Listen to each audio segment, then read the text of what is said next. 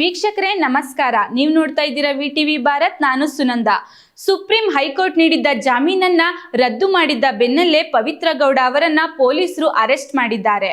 ಆದರೆ ಪವಿತ್ರ ಗೌಡ ಮಹಿಳಾ ಪೊಲೀಸ್ ಸಿಬ್ಬಂದಿಯ ಮೇಲೆ ಗರಂ ಆಗಿದ್ದಾರೆ. ಹೌದು, ವಿಡಿಯೋ ಮಾಡೋದನ್ನ ಬಿಟ್ಟು ಸರಿಯಾಗಿ ಕರ್ಕೊಂಡು ಹೋಗಿ ಅಂತ ಪೊಲೀಸರಿಗೆ ಆವಾಜ್ ಹಾಕಿದ್ದಾರೆ.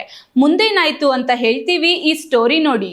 ಚಿತ್ರದುರ್ಗದ ರೇಣುಕಾಸ್ವಾಮಿ ಕೊಲೆ ಪ್ರಕರಣದ A1 ಆರೋಪಿ ಪವಿತ್ರ ಗೌಡ ಅವರ ಜಾಮೀನು ರದ್ದಾದ ಬೆನ್ನಲ್ಲೇ ಪವಿತ್ರ ಗೌಡ ಅವರನ್ನ ಅರೆಸ್ಟ್ ಮಾಡಲಾಗಿದೆ. ಬಂಧನದ ಬಳಿಕ ಅನ್ನಪೂರ್ಣೇಶ್ವರಿ ನಗರ ಪೊಲೀಸ್ ಠಾಣೆಗೆ ಕರೆತರಲಾಗಿದೆ.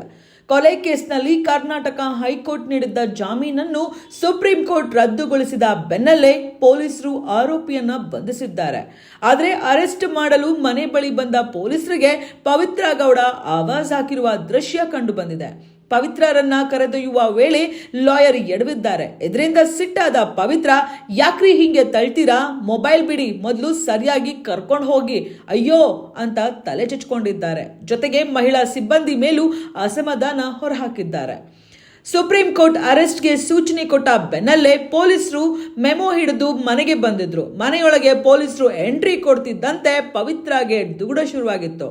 ಹಾಗಾಗಿ ಒಂದೇ ಒಂದು ಮಾತು ಆಡಲಿಲ್ಲ. ಈ ವೇಳೆ ಪವಿತ್ರ ಪರ ವಕೀಲರಾದ ಬಾಲನ್ ಮತ್ತು ನಾರಾಯಣ ಸ್ವಾಮಿ ಪೊಲೀಸರ ಜೊತೆ ಮಾತುಕತೆ ನಡೆಸಿದ್ರು. ಸ್ಟೇಷನ್ಗೆ ಯಾಕೆ ಕೋರ್ಟ್ಗೆ ಹಾಜರುಪಡಿಸ್ತೀವಿ, ನಡೀರಿ ಅಂದ್ರು. ಇದಕ್ಕೆ ಪೊಲೀಸರು ಕೋರ್ಟ್ನಿಂದ ಅರೆಸ್ಟ್ ಮಾಡಲೇಬೇಕೆಂದು ಸೂಚನೆ ಬಂದಿದೆ ಅಂತ ಮೆಮೊ ಕೈಗೆತ್ತು ಪವಿತ್ರರನ್ನ ಜೀಪ್ ಹತ್ತಿಸಿದ್ರು.